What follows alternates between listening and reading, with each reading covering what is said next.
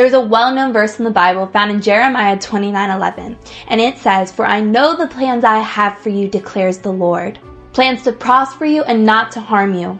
Plans to give you hope and a future." Another translation says, "For I know the thoughts I think towards you." Have you ever paused to consider that? God thinks about you. The creator of the universe has intentional, personal thoughts about you. The Bible has a lot to say about the mind, like our thoughts and our mindset, but it also speaks specifically about God's thoughts. What does he think about? And more importantly, what does he think about you? Well, that's exactly what we're going to dive into today. Welcome to this episode of Faith Bombs.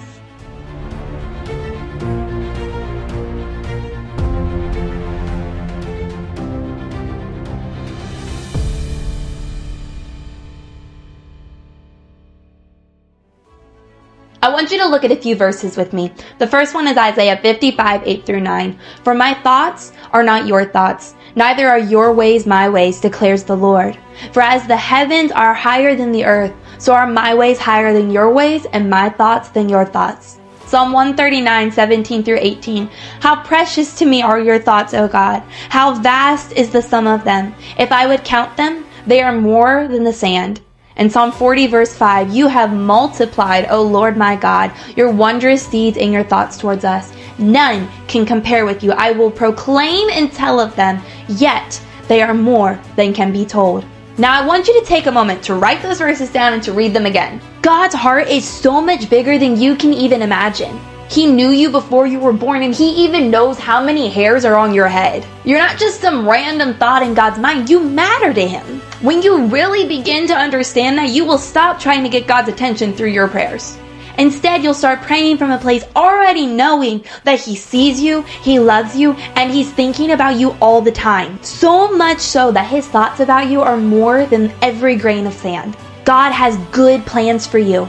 And when you pray and you line your heart up with what God is thinking, amazing things happen. He will start showing up right there in your everyday life. David wrote those 2 verses in Psalms, and when you really look at his life, you'll understand why. David was the youngest son of his father Jesse. One day the prophet Samuel came to Jesse's house following God's command to choose a new king from among his sons. Jesse called all of his sons except for David. David was overlooked by his own father, and to society and his brothers, he was unimportant. Some people think that David might have even been considered illegitimate, which is why his father didn't call him. But it could also be that he was just too young. Whatever the reason, David was left out of the king's selection process. Not even his own family could imagine that the prophet was there for him. David was just a young shepherd, and let's be honest, he probably wouldn't have been anyone's pick for king. If you had to choose a leader for a nation, wouldn't you want someone with experience? But God often picks those who seem unqualified. You should never overlook anyone. It doesn't matter their past or where they are now. God has a great plan for every person who has ever lived, and we're called to believe the best for everyone. 1 Samuel 16:6 says, "Do not look on his appearance or on the height of his stature, because I've rejected him," talking about David's brother. "For the Lord sees not as man sees. Man looks on the outward appearance, but the Lord looks on the heart." God told Samuel not to focus on David's brothers because God knew David's heart. While David was out taking care of his father's sheep, he was also growing closer to God. God saw David's heart when no one else did, and he had plans for him even when no one else did. David was not perfect, and the Bible does not hide his mistakes, but he was called a man after God's own heart because he lived a life of worship. God can use someone who loves him so deeply more than he can use someone who looks good on a paper. God doesn't need your skills. He needs your devotion. 1 Corinthians 2:7-11 says this, "We impart a secret and hidden wisdom of God, which God decreed before the ages for our glory. None of the rulers of this age understood this, for if they had, they would have not crucified the Lord of glory. But as it is written, what no eye has seen, nor ear heard, nor the heart of man imagined, what God has prepared for those who love him. These things God has revealed to us through the Spirit, for the Spirit searches everything, even the depths of God." In this verse, Paul, inspired by the Holy Spirit, talks about a secret and hidden wisdom, something that we, as the Church of Jesus Christ, are blessed to know and to share. It's truth that God reveals through his Spirit. What exactly is this secret wisdom? Well, Paul continues on in the next few verses and says this, "For who knows a person's thoughts except the spirit of that person, which is in him? So also no one comprehends the thoughts of God except the Spirit of God. Now we have received not the spirit of the world, but the Spirit who is from God, that we might understand the things freely given us by God. For who has understood the mind of the Lord so as to instruct him?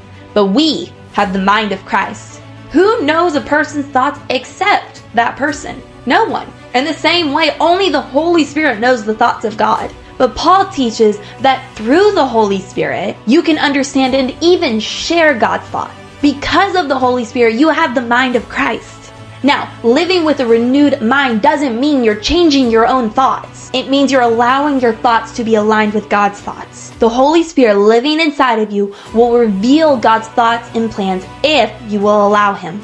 You have to listen. This is the secret wisdom that can change this world.